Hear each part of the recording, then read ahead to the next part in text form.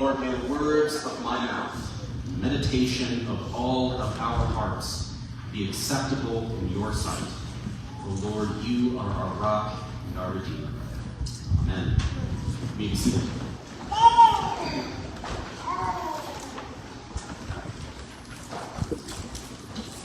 Well, all throughout my education in college and in seminary, I encountered certain folks who were very adamant about teaching certain principles of biblical interpretation. I don't know if any of you have ever encountered people who seem to be perhaps more concerned than you are about the right way to read the Bible. Well, when you study ministry and Bible and theology, you're sure to run into a fair amount of people who are very concerned that you do it just the right way, which is always their way. Now, that has certainly been my experience, and I'm sure maybe some of you have experienced this as well. And there's nothing wrong with that. I happen to think that there is a right way to read the Bible, and I'd very much like to share my thoughts on that with you all. But I bring this up because there are plenty of folks who may disagree with the direction I'm going to take the sermon this morning. Because I am preaching a sermon this morning, there will be exhortation. However, we are going to do some serious Eucharistic theology this morning. John 6, which is one of my personal favorite chapters in all of the scriptures, evident from the fact that we've been preaching through it the last few weeks. John 6 is also one of the densest theological chapters in the Bible. And as we've spent the last few weeks reading through it, we've still really barely scratched what this passage, as Anglicans, proclaims about what we say is the summative point of our worship every single week, namely the Eucharistic Feast, or communion, or the Lord's table. There are many different names for it.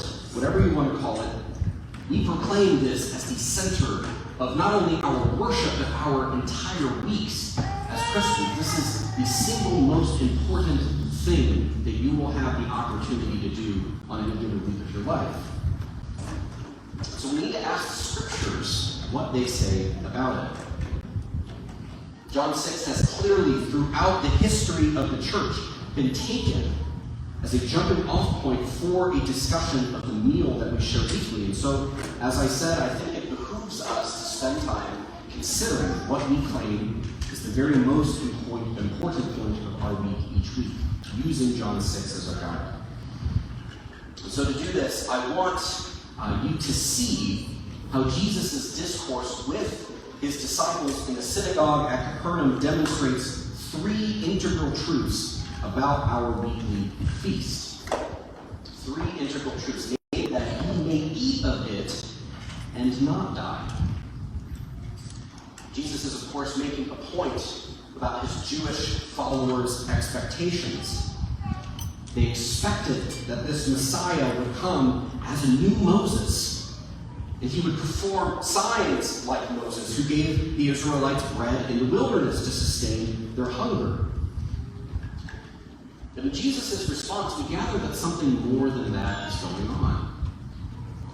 Yes, he speaks of bread, but there's something more going on with this bread, because this bread is his body. Jesus isn't just meaning to offer them, like Moses did, sustenance for the day, something to get them through their pangs of hunger. Rather, Jesus is offering, or what he is offering, is that which will feed his followers unto eternal life.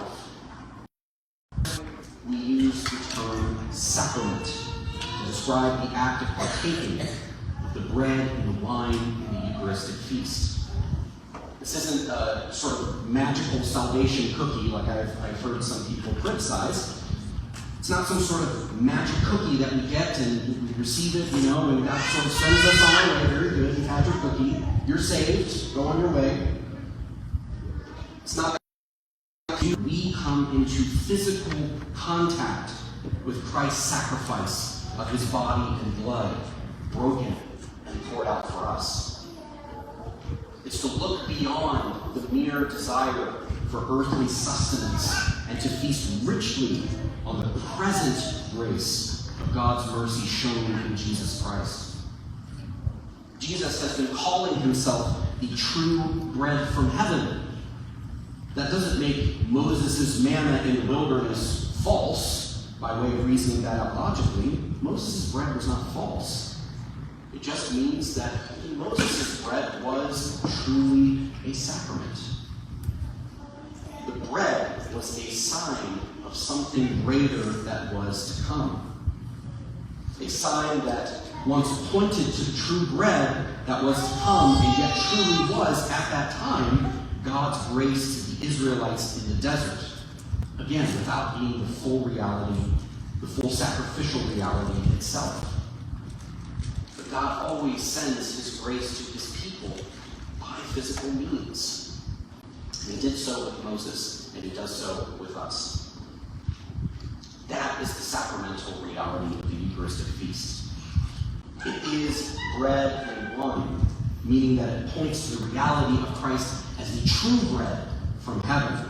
It's pointing us to Jesus. And yet it is truly his body and blood, meaning that it is a participation in the grace of God, broken and poured out by Jesus Christ on the cross. A grace that was not cheap, and yet a grace that is given freely to all who would receive by faith. It's not magical, wishful thinking. It is, in fact, the acknowledgement that in Christ, the true reality, beyond something even as commonplace as bread and wine, as the food we partake every day, that by Christ's flesh and blood sacrificed for us. This is the reality that we come into touch with every Sunday, every time we partake.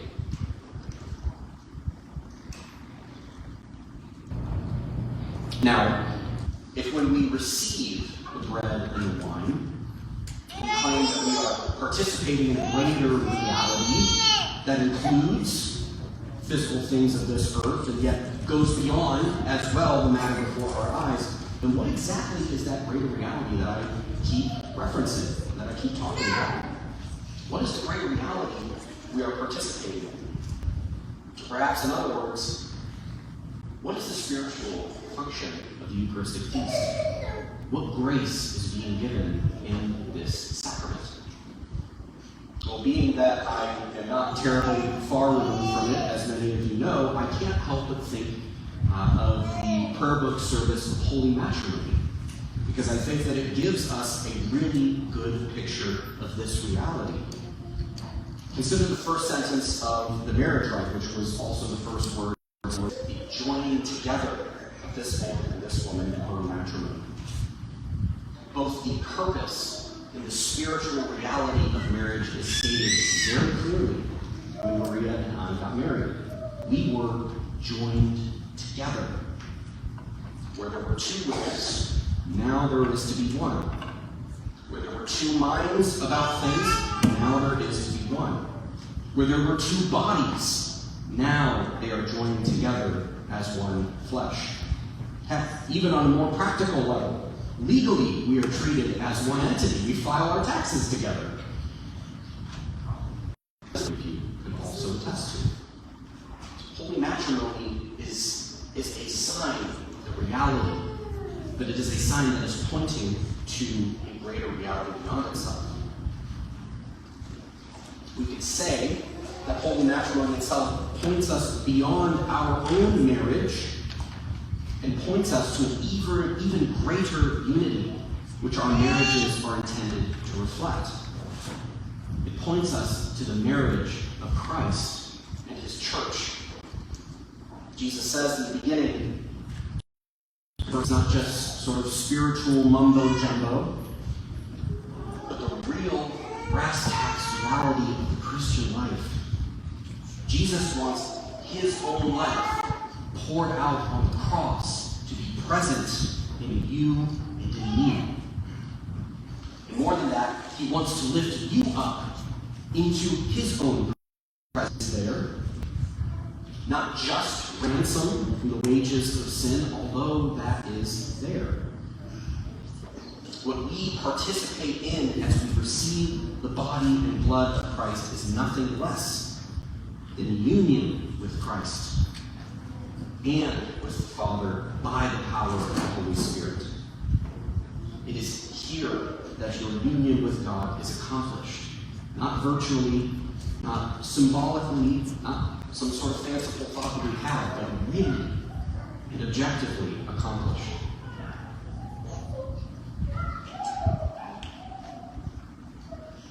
So finally, we are participating in the greater reality of Christ's sacrifice of his body and blood. And if that looks like the union of our entire selves, our whole lives, heart, soul, mind, strength, all of us, if our union to God looks like that, the day that the Lord delivered them out of the hands of Pharaoh and his oppressive reign in Egypt. And the night before he was betrayed, Jesus, taking bread and wine, gave it to his disciples with the same command during his own Passover feast. Whenever you eat this bread or drink this cup, what does he say? He says, do this in remembrance of me. Do this in remembrance of me. Now you may think, okay, well, doesn't that mean that this feast is just a memorial? Aren't we just remembering a past event that happened a long time ago and trying to be really thankful for it? You know, kind of like remembering a fond childhood memory or studying some past historical event like the signing of the Declaration of Independence or Battle of the Bulge. Well, not if we remember it the way that Jesus intends for us to remember it. In Greek, the word is anamnesis. And this makes the word remember in English actually a very fitting translation of the Greek.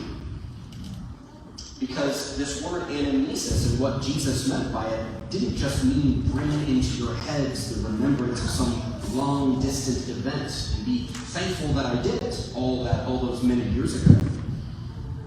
Rather, he wants us to literally remember or reconstitute his broken body and blood poured out for us as we share in this bread and in this wine. He wants the reality of his bread and wine. We don't assume that we are merely using these as a symbolic means to draw our minds backwards, way into the past, but rather as a sacramental means of participating right here and right now in the once for all time sacrifice of Christ, whose grace is just as available to us now on this day, August 18th, 2024, in Canton, Ohio, as it was 2,000 years ago in ancient Israel.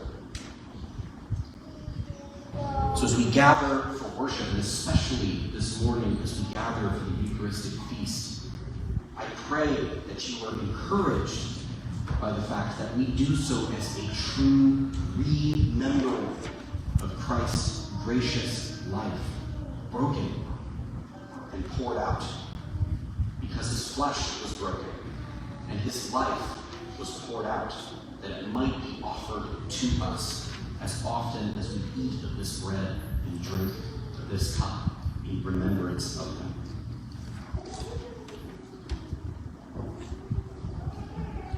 Friends, in the Eucharistic Feast, Christ intends to feed you with his very own life. Not in a remote way, not in a purely mental way, just in our minds, not in a cheap way.